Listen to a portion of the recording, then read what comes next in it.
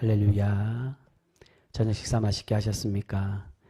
우리 옆에 있는 분들과 그렇게 한번 인사했으면 좋겠습니다. 기쁨으로 성탄절을 준비합시다. 우리 그렇게 인사하겠습니다.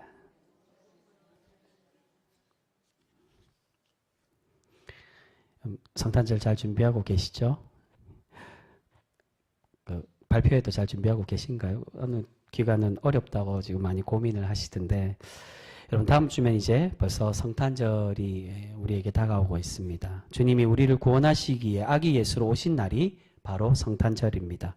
우리가 주님께서 오신 그 의미를 잘 기억하고 주님의 말씀을 잘 이어받아서 주님이 기뻐하시는 성탄, 또한 주님이 기뻐하시는 신앙인의 삶으로 살아가실 수 있는 그런 우리 귀한 복되고 아름다운 성도 모두가 되실 수 있기를 주님의 이름으로 축복합니다. 오늘 우리는 사사기 3장 말씀으로 우리가 함께 은혜를 나누도록 하겠습니다. 이 3장의 말씀에서는 이제 사사기에서 처음으로 하나님께서 세우시는 사사를 보내주고 계시는 것을 볼 수 있습니다. 오늘은 그 첫 번째 사사 온니엘과 두 번째 사사 에훗에 대해서 우리가 함께 살펴보도록 하겠습니다. 지난 시간에 앞에 우리 2장에서 하나님은 이스라엘 백성들이 하나님의 말씀 뜻대로 행하지 않고 가나안 땅의 족속들을 온전히 쫓아내지 못한 그 불순종으로 이스라엘을 책망하고 계셨습니다. 그래서 이제는 너희의 불순종으로 남겨둔 이 가나안 족속들이 너희들의 가시가 되어서 너희들을 괴롭게 하는 올무가 될 것이라고 말씀하십니다. 이들이 이스라엘의 가시가 되게 하시는 것은 하나님께서 이들을 사용하셔서 이스라엘을 시험하는 도구로 사용하도록 그렇게 앞으로 만드시겠다라고 말씀하는 겁니다. 우리 그 말씀, 오늘 본문 바로 앞에 있는 말씀입니다. 4절 말씀, 3장 4절 말씀, 오늘 본문은 아니지만 성경책으로 함께 보겠습니다. 3장 4절 말씀 같이 읽습니다. 시작. 남겨두신 이 이방 민족들로 이스라엘을 시험하사 여호와께서 모세를 통하여 그들의 조상들에게 이르신 명령들을 순종하는지 알고자 하셨더라. 아멘. 이들을 시험하기 위해 이제는 사용하고 불순종으로 너희가 남겨둔 이들을 이제 하나님이 도구로 사용하신다는 겁니다. 그런데 이렇게 이스라엘을 시험하기 위해서 남겨둔 가나안 족속들로 인해 이스라엘은 결국 어떻게 되었다는 겁니까? 이들로 인해 하나님께 불순종하는 죄악을 저지르게 되었다는 겁니다. 하나님이 시험하셨는데 그 시험을 통과하지 못했다는 겁니다.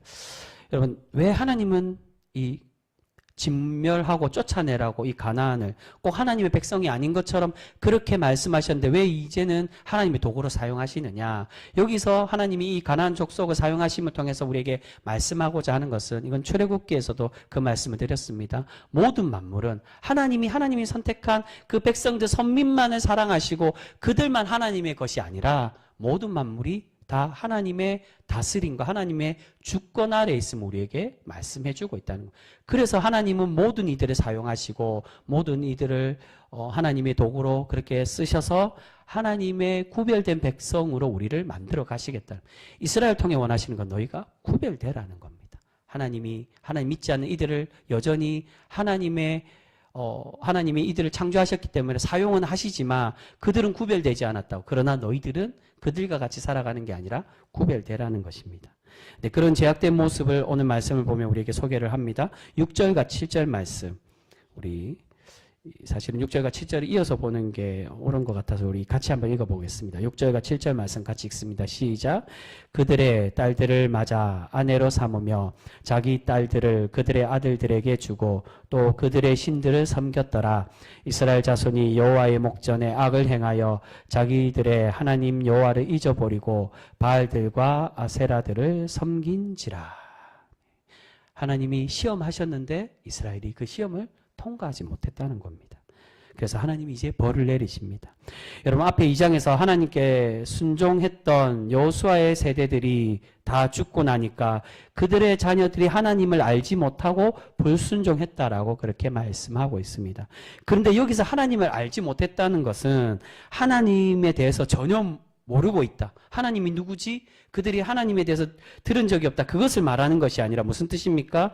조상들이 믿던 하나님을 여전히 기본적인 지식으로는 알고 있었지만 그런데 무엇을 알지 못하고 무엇이 없었다는 겁니까? 하나님을 만나지 못하고 하나님의 말씀 뜻대로 살아가는 그러한 순종의 모습이 없었음을 우리에게 말씀하고 있는 것입니다. 지식으로는 알고 있지만 조상들이 계속 이야기했기 때문에 그러한 하나님이 누구인가는 어렴풋이 알지만은 무엇이 없었다는가? 만남이 없었다는 겁니다. 하나님이 역사하시고 그들이 하나님 만나고자 노력하는 그런 만남의 모습이 없었기 때문에 하나님이 진정 누구인지를 알지 못함을 우리에게 말씀합니다. 여러분, 기독교는 체험의 종교라고 그렇게 이야기합니다. 여러분, 우리는 하나님을 지식으로만 알고 머리로만 알아서는 결코 안 된다는 것입니다. 그렇게 아는 것은 진정으로 하나님을 믿고 하나님을 참되게 깨닫고 알아가는 모습이 될 수가 없습니다. 오늘 이스라엘은 조상들을 통해서 지식으로만 전해들은 하나님으로 알고 있었습니다.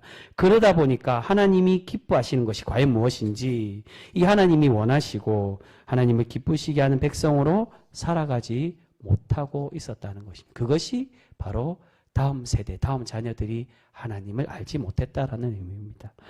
여러분, 하나님은 하나님의 말씀, 그 성경을 통해서 우리가 진정으로 깨닫기 원하는 것은 먼저 하나님 말씀을 깊이 우리가 알아가고 또 이 말씀을 통해 하나님을 만나기를 원하고 계신다는 겁니다. 이 말씀을 통해 하나님이 어떠한 분이구나 라는 걸 머리로만 아는 게 아니라 이 말씀을 통해 뭐 하기 원한다고요? 교제, 영적인, 그게 코이노니아입니다. 영원한 사귐. 그게 이제 예배로 이어지는 모습이고, 그 예배와 우리의 말씀을 통해 말씀을 듣고 은혜를 받아, 내가 은혜로 말씀을 받아서 은혜 받았구나, 내가 위로 받았구나, 이제 나는 복되겠지라고 생각하는 그걸 원하는 게 아니라 하나님과 진정으로 교제하는 영적인 그런 하나님의 백성. 그러니까 하나님의 복된 백성으로 우리가 성숙되어져 가고 거듭나는 백성이 되기를 우리에게 바라고 계신다는 겁니다. 여러분, 우리가 머리로만 알고만 있는 것으로는 우리의 삶이 결코 변화되지 못합니다. 그래서 오늘 하나님께서는 이 이스라엘에게 바로 이러한 시험을 주고 계신다는 겁니다.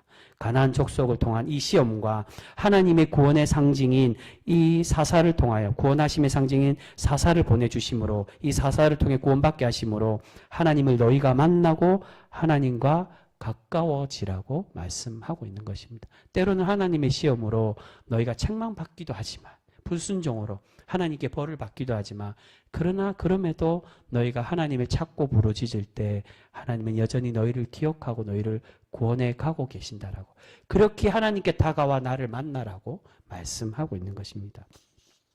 여러분, 오늘 그러한 하나님의 은혜의 뜻을 알리기 위해 첫 번째 사사 온니엘을 하나님은 세우시고 계십니다. 우리 그 말씀 9절 말씀 같이 한번 읽어보겠습니다. 9절 말씀입니다. 같이 읽습니다. 시작. 이스라엘 자손이 여호와께 부르짖음에 여호와께서 이스라엘 자손을 위하여 한 구원자를 세워 그들을 구원하게 하시니 그는 곧 갈렙의 아우 그나스의 아들 온니엘이라. 아멘. 지금 하나님은 갈렙의 아우였던 그나스의 아들, 이게 해석을 좀 분분하게 하는 경우가 있습니다. 갈렙이 온니엘이 갈렙이 동생이냐, 그나스가 갈렙의 동생이냐, 그러니까 갈렙의 온니엘과 갈렙이 이제 삼촌과 조카 사이냐, 아니면 이게 갈렙의 아우이면서 그나스의 아들인 온니엘을 소개하는, 그렇게 되면 이제 갈렙의 아버지가 그나스가 됩니다. 이제 그런 뜻이 아니라 갈렙의 아우였던 그나스에게 아들인데 그것이 온니엘이라는, 그러니까 조카와 삼촌 관계입니다. 그를 사사로 세우시고 계십니다. 근데 이 온니엘을 세우실 때 이 온니엘이 어떠한 존재로 세우신다라고 계십니까? 오늘 좀 전에 읽은 9절 말씀의 중간에 한 구원자를 세워 그들을 구원하게 하시니 그가 곧 온니엘이라고 말씀합니다. 여러분, 계속해서 우리가 이 사사기를 통한 그 메시지로 우리가 계속 살펴보겠지만 사사시대와 이 사사라는 직분도 결코 완벽한 시대, 완벽한 직분이 아니었습니다. 여기서 하나님께서 한 구원자를 세우셔서 구원하시길 원하신다는 것은 궁극적인 의미에서 누구를 의미하겠습니까? 바로 우리의 진정한 왕 되신 하나님 예수 그리스도를 우리에게 보내주시고 우리가 그분을 진정으로 믿고 참되게 의지할 분은 하나님임을 우리가 깨닫고 하나님만을 바라보기를 바라고 계신다는 것입니다. 그래서 앞에 1장 15절에 보면 이 똑같은 말씀이 나오죠. 이미 갈렙의 아우 그나스의 아들 온니엘을 1장 15절에 소개를 하고 있습니다.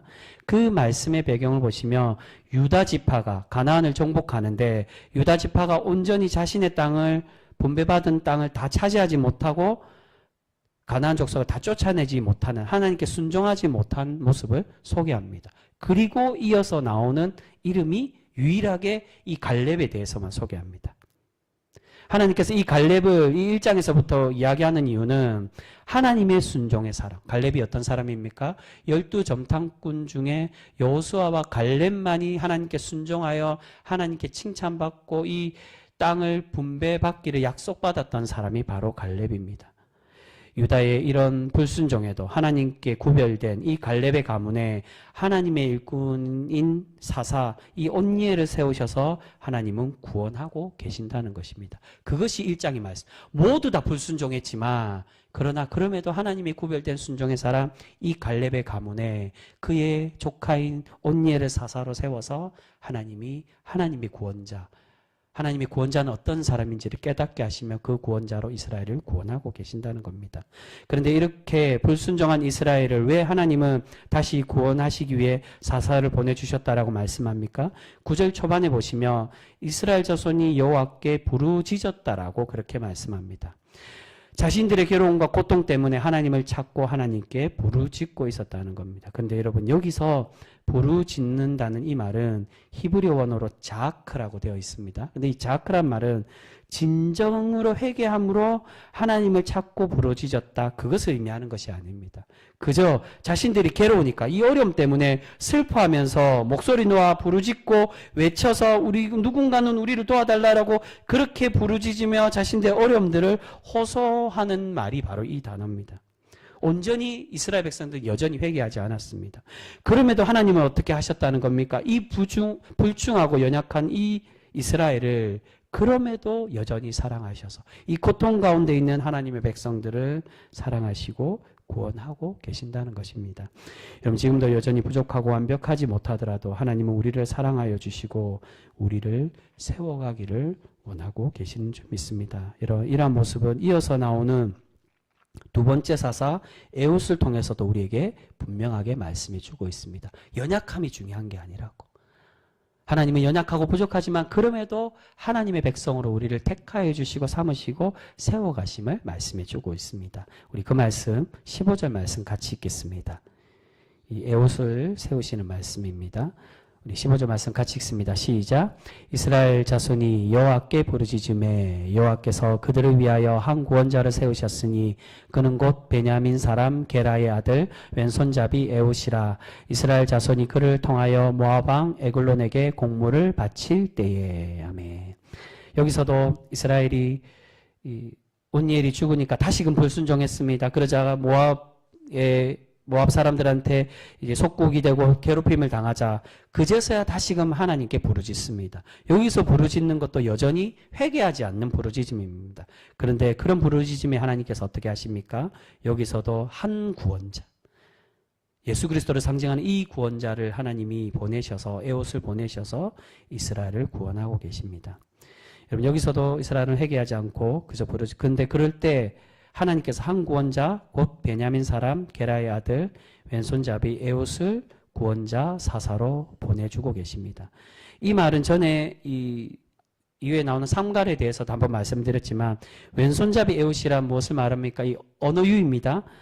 이 베냐민 지파라는 건 오른손의 아들이라는 뜻입니다. 그러니까 오른손의 아들의 이 하나님께서 사사로 세운 사람 왼손잡이 즉 왼손에 장애를 가진 사람이라는 겁니다. 근데 어떤 이들은 그렇게 생각할 수 있습니다. 왼손잡이라는 게 단순히 오른손을 못 쓰는 장애를 가진 사람이 아니라 왼손을 잘 쓰는 그러한 사람일 수도 있지 않느냐라고 생각할 수 있는데 근데 원어상에 보면 사실은 이 왼손잡이란 말은 의역입니다. 히브리어 원어에 보면 왼손잡이라고 되어 있지 않고 오른손이 다친 사람, 다쳐 있다라는 것. 즉 오른손을 못 쓰는 에훗이라고 되어 있습니다. 우리말은 의역적인 표현입니다. 하나님은 지금 이스라엘이 부정하게 생각하는 왼손잡이, 그것도 장애를 가진, 부정의 상징인 장애를 가진 사람을 하나님의 구원자 사사로 세우셔서 지금 이스라엘을 구원하고 계심을 우리에게 말씀하고 있습니다. 여러분 이 에훗이 누구를 의미하겠습니까? 바로 낮고 천한 모습으로 천대받으시며 그럼에도 우리를 구원하시고 사랑하여 주시는 예수님을 상징하고 있습니다. 여러분 예수님은 말구유에 태어나셨을 뿐만이 아니라 가난하고 초라한 지역인 나사렛에서 그렇게 자라셨습니다. 그래서 바리새인들이 나사렛에서 자란 예수님을 어떻게 이야기합니까? 목수의 아들이며 나사렛과 같은 그 촌에서 자란 이 나사렛과 같은 곳에서 무슨 선한 것이 나겠냐라고 예수님을 조롱하는 것을 볼 수 있습니다. 그런데 우리 하나님은 어떤 분이시라는 겁니까? 어린 다윗을 외모가 아니라 중심을 먼저 보시고 세우신 것처럼 세상의 눈과 인간의 눈으로 보기에는 연약하고 초라하고 보잘것없어도 우리 하나님은 우리의 중심의 진정한 믿음과 하나님에 대한 열정의 모습을 보시고 그것을 기뻐 받으시며 우리를 세워가고 계시는 분이라는 겁니다. 바로 예수님을 통해서 우리에게 그러한 하나님의 사랑을 보여주고 계신다는 겁니다. 세상 사람들은 또한 바리새인들은 목수의 아들이고 나사렛 촌 사람이라고 말구에 태어난 초라한 사람이라고 이러한 자가 무슨 구원자냐라고 우리를 어떻게 구원할 수 있겠냐라고 그렇게 말하지만 우리 하나님은 그러한 사람을 부르시고 그러한 사람을 통하여서 하나님의 구원을 이루어 가시고 또한 그러한 구원을 우리에게 완성해 가심을 말씀하고 계십니다. 여러분 오늘 하나님께서 이 에옷을 통해서 큰 승리를 주고 계심을 우리에게 말씀해 주고 있습니다. 그 말씀 29절과 30절 말씀입니다. 우리 오늘 읽은 말씀 마지막 29절에 30절 말씀. 이 장애를 가진 사람을 통하여 그가 지도자가 되게 하고 하나님의 큰 승리를 주고 계십니다. 같이 읽습니다. 시작. 그때에 모압 사람 약 10,000명을 죽였으니 모두 장사요 모두 용사라. 한 사람도 도망하지 못하였더라. 그날에 모압이 이스라엘 수하에 굴복하매 그 땅이 80년 동안 평온하였더라. 아멘. 여러분 에옷은 오른손에 장애를 가진 사람입니다. 전쟁하기에 불리한 사람입니다. 그러나 에옷은 하나님을 의지하고 하나님을 믿고 그렇게 순종하던 사람이었습니다. 그런 신앙의 마음을 가진 에옷을 하나님은 사용하셔서 그를 모두 모압 군인들이 장사였고 용사였던 그 모압의 군사들을 10,000명이나 무찌르고 이스라엘을 구원하도록 그렇게 사용하고 계심을 우리에게 말씀하고 있습니다. 여러분 이처럼 우리 하나님은 아무리 자신이 초라하다 해도 하나님을 신뢰하는 그 신앙인을 귀하게 보시고 하나님의 귀한 일꾼으로 사용하심을 우리에게 말씀해 주고 있습니다. 여러분 이것은 모압 왕 에글론을 죽일 때도 동일한 그러한 하나님의 역사하심과 은혜를 보여주고 있습니다. 지금 에옷은 자신의 장애를 장점으로 내가 하나님을 의지하면 하나님이 나를 지키시고 이 어려움들을 이 적들을 물리쳐 주실 것이라는 것을 확신을 갖고 믿고 나아갔기에 이 장애가 이제 장점이 되어서 자신이 하나님 주신 지혜로 적의 적군을 물리치고 있는 것을 볼 수 있습니다. 우리 그 말씀 16절 말씀입니다. 16절 말씀 같이 읽겠습니다. 시작. 에웃이 길이가 한 규빗 되는 좌우의 날성 칼을 만들어 그의 오른쪽 허벅지 옷 속에 차고. 여러분 이 옷 속에 오른쪽 허벅지 옷 속에 칼을 차고 이제 에글론 왕에게 모압 왕 에글론 왕에게 다가가서 이 경비병을 지나서 이 왕과 독대를 한 이후에 이 왕을 암살을 하는 것을 볼 수 있습니다. 지금 에웃이 오른쪽 허벅지에 칼을 숨겼다는 것은 대부분이 오른손으로 어디에 칼을 찰까요? 왼쪽에 이게 그 보통 시대적인 흐름과 전쟁하는 사람들의 습성을 이야기합니다. 그래서 경비병들이 보통 이 적들이나 아니면 사람들을 검열할 때 이게 왼손으로 부정하기 때문에 왼손과 이 오른쪽 허리와 다리를 검사를 하는 게 아니라 오른손으로 왼쪽에 칼을 뽑기 때문에 왼쪽만을 검사를 한다는 겁니다. 경비병을 지나서 왕에게 가는데 이 사람을 검색하거나 이 검사를 하지 않았을까요? 검사를 했는데 왼쪽 다리만 검사를 한 겁니다. 근데 이 장애를 가진 사람, 근데 이제 팔이 아예 없는 게 아니라 장애를 가진 에웃입니다. 이 장애를 가진 것을 모르고 이 왼쪽만을 검사를 하다 보니까 그것에 자신이 하나님 주신 지혜로 오른쪽에 칼을 숨겨서 들어가서 왼쪽 손으로 이 칼을 들고 이 모압 왕 에글론을 암살하고 그렇게 죽였다는 겁니다. 여러분 세상은 약점을 가진 사람을 도태되고 사회에 살아남지 못하는 사람이라고 말합니다. 그런데 우리 하나님은 어떻게 말씀하신다는 겁니까? 외형적인 약점, 부족함이 중요한 분이 아니시라는 겁니다. 우리 하나님은 하나님을 만나고자 노력하고 하나님을 간절히 찾고 하나님을 의지하는 그러한 사람을 사용하기를 원하시고 그를 통하여서 하나님의 놀라운 일을 행하는 그가 비록 부족할지라도 연약하고 또는 장애가 가지거나 아니면 우리 세상 사람들을 우리 눈으로 보기에는 안 될 것처럼 그렇게 느낄지라도 우리 하나님은 그들을 통하여서 하나님의 놀라운 일을 행하시고 만들어 가고 계신다는 것입니다. 여러분 때로는 하나님의 교회라고 말하지만 교회 또한 부족하고 실수하고 연약할 때도 많이 있습니다. 많은 이들은 하나님의 교회가 실수하는 모습을 보고 실망하고 하나님을 거부하거나 하나님을 의심하는 이들도 많이 있는 것을 보게 됩니다. 교회가 왜 그렇지? 하나님이 함께 하시고 은혜 주신다는데 성도라고 말하면서 교회가 왜 이렇게 불편하고 교회답지 못한 모습들을 가지지라고 생각할 때도 있습니다. 그러나 여러분, 우리가 기억해야 될 것은 우리 하나님은 이 부족함 속에 하나님의 위대함을 나타내고 계신다는 겁니다. 여러분, 우리가 완벽하다면 우리가 과연 하나님을 찾을까요?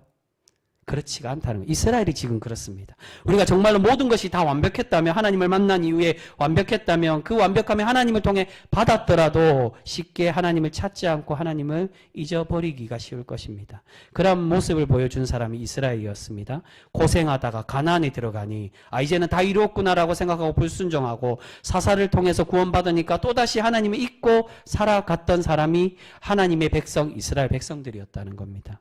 사랑하는 성도 여러분, 우리 주님이 부족한 모습으로 이 땅에 오신 이유는 주님께서 그렇게 낮아지심으로 우리를 사랑하고 구원하여 주고 계시듯이 우리 또한 교회 부족함과 지체의 부족함을 보는 것이 아니라 그럼에도 서로 사랑하고 교회 또한 하나님의 구원이 필요한 곳임을 우리가 인정하고 서로 섬기고 사랑하는 그러한 성도, 그런 하나님의 교회 공동체가 되기를 바라고 계시는 줄 믿습니다.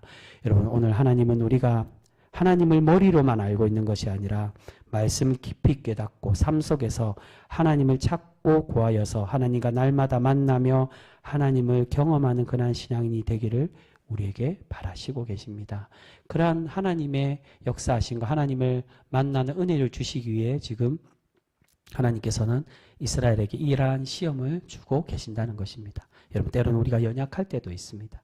그 연약함 때문에 어려움을 겪을 때도 있습니다. 이스라엘 백성들처럼. 그런데 그 연약함 속에 하나님이 어떻게 하신다는 겁니까?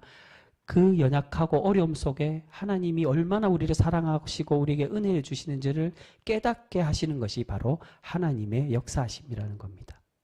우리를 만나시고자 내가 너희를 이렇게 시험한다. 이 시험은 하나님이 이스라엘 백성들이 하나님을 다시금 깨닫고 하나님께 다시금 돌아오고 하나님을 만나는 백성이 되기를 원하시는 것입니다. 그러한 은혜를 우리에게도 동일하게 내려주시는 줄 믿습니다. 때로는 우리가 힘들고 어려울 때도 있습니다. 연약한 그런 존재들을 보고 세상 이들과 같이 그렇게 판단할 때도 있습니다. 그런데 우리에게 중요한 것은 그들을 판단하고 또한 우리의 연약함 때문에 불편해하는 것이 아니라 이 연약함 속에 하나님이 나를 어떻게 세워가시고 어떤 은혜를 주시느냐, 그 하나님을 만나서 하나님이 나를 어떤 복된 사람으로 만들어 가느냐를 깨닫게 하시기 위해 그러한 연약한 모습을 우리에게 주고 계신다는 겁니다. 오늘 에웃의 모습이 바로 그겁니다. 비록 연약하지만, 비록 장애를 가졌지만 하나님은 이 연약한 사람을 쓰고 계심을 우리에게 말씀하고 있습니다. 이런 그것이 바로 사사기를 통해 우리에게 말씀하시는 하나님의 은혜의 메시지라고 할 수 있습니다.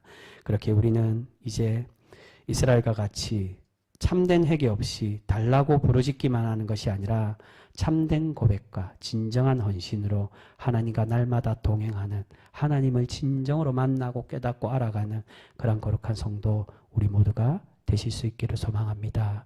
여러분, 우리가 그러한 참된 성도, 하나님을 참 구주로 고백하는 신앙인이 될 때 하나님께서 우리를 복되게 하여 주시고 날마다 우리를 칭찬하여 주실 줄 믿습니다.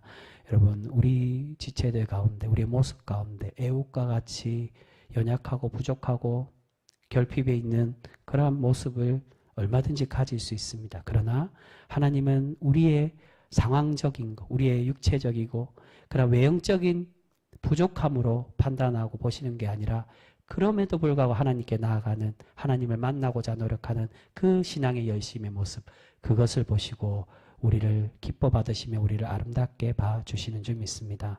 오늘 우리 귀한 병성교회 모든 성도 여러분들이 이 성탄을 준비하고 맞이하면서 오직 우리의 중심을 보시고 하나님께 더 나아가기를 소망하는 그러한 헌신의 모습을 기뻐 받으시는 하나님을 믿고 그렇게 날마다 주님을 부여잡고 주님과 동행하며 살아가서 하나님의 복으로 날마다 체험받는 그런 우리 귀한 병성교회 모든 성도 신앙의 삶들 되실 수 있기를 주님의 이름으로 축복합니다.